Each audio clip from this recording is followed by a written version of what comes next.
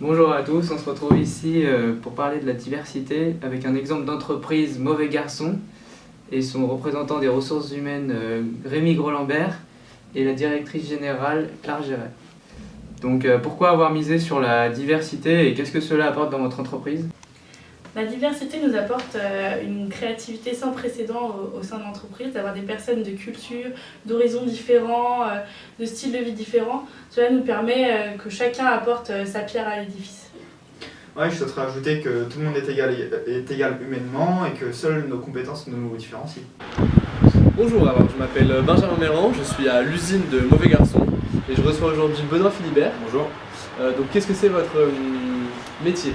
Donc je suis opérateur au sein de l'entreprise Mauvais Garçon. D'accord. Voilà.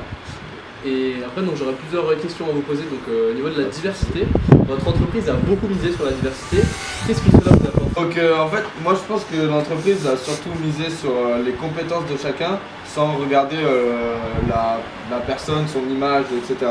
Ce qui permet une grande diversité aussi bien au niveau du passif des personnes que de leur orientation sexuelle ou même de leurs occupations et de leur passion. Qu'avez-vous mis en place pour gérer la diversité au sein de l'entreprise Mauvais Garçon? Pas de discrimination à l'embauche. Du coup, nous avons mis en place un système très spécifique qui consiste à avoir des CV sans photo, à faire des entretiens à l'aveugle, ce qui permet de nous focaliser uniquement sur les compétences. Nous avons aussi la parité homme-femme au sein de l'entreprise, donc ça se remarque notamment sur les salaires. Pour notre service, on a beaucoup de diffusion une fois par semaine en moyenne de documents ou de présentations qui présentent la diversité un peu dans les entreprises et surtout l'importance d'avoir de la diversité et les bénéfices que cela apporte. D'accord. De quelle diversité s'agit-il? Je suis par exemple pour ma part d'origine syrienne. Et moi, je suis un ancien détenu, donc j'ai fait des erreurs dans ma vie et je pense que la société a pu me donner une deuxième chance. Alors bon, je vais parler personnellement, hein, donc moi je suis homosexuel et c'est vrai que parfois on a du mal à être accepté, voilà, il y a un regard tout de suite parfois négatif sur nous et c'est vrai que dans cette entreprise j'ai vraiment pas ressenti ça et ça m'a permis de m'épanouir professionnellement. Quelles ont été les difficultés que vous avez rencontrées en mettant en place cette diversité? La difficulté première que nous avons eue, c'est d'intégrer des personnes avec un handicap dans nos bâtiments. Et également notre situation géographique, donc dans la campagne de Lyon, ne nous permet pas forcément d'avoir une très grande diversité, c'est-à-dire qu'on a énormément de profils qui se ressemblent. Et donc après en termes de chef d'équipe, enfin vous êtes chef d'équipe donc du coup, est-ce que c'était quoi les problèmes que vous avez rencontrés?